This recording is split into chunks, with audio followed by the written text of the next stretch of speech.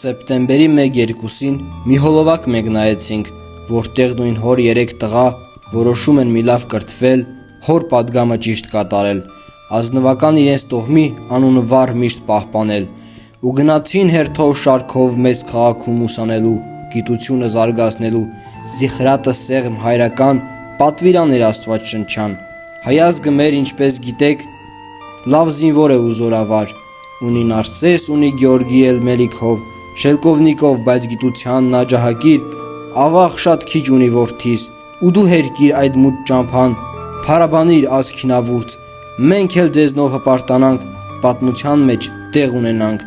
Ավագ որդին, որ Ռուբենն էր, հնագետ էր մեզ դառնալու, ու ջրերի անհակ խորքում պատմություն էր ողորմելու, նոր գիտության հիմք դնելու, վեր կհառնի անցյալից, լուրջ ջրերի տղմուտ գրկից, հիշատակներ անանց կորած, մի նոր անցյալ դեռ կգտնի, ստորջրյան նոր գիտության հիմնադիրը նա կոչվի։ Միջնեկ որդին, որ Լևոն էր, մեծ Պավլովի կաշակերտի, գաղափարը իր ուսուցչի, նա դեռ կյանքի պիտի կոչի, էվոլյուցիան պարզաբանի,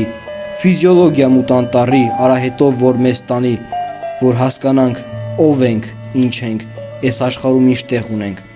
Կրտսեր որդին, որ Հովսեփն էր, լաբիրինթոս պիտի մտներ, միջանցքներով նրա քայլեր, մեկ աճ այնտեղ պիտի գնար, արևելագետ, որ մեզ դառնար, իր պապերի հայրենիքը պիտի պեղեր,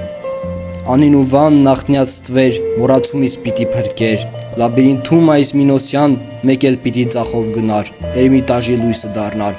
որ պայքարեր ու պաշտպաներ ու մեծ հռչակ նրան բերեր, ու հումանիստ իր մեծ սրտով քուրդ ազգին էլ պիտի օգներ, էլ Պարսկաստան ու Վրաստան վեր հայացքը պիտի հառեր, ես չեմ դուք եք հիմա ասեք, մոլորակում անծիրանապ, դուք ֆենոմեն նման գիտեք, երեք եղբայր, երեք հանճար, անքակտելի կապով կապված ու օրբելու անունը վե պատմության մեջ փառաբանած։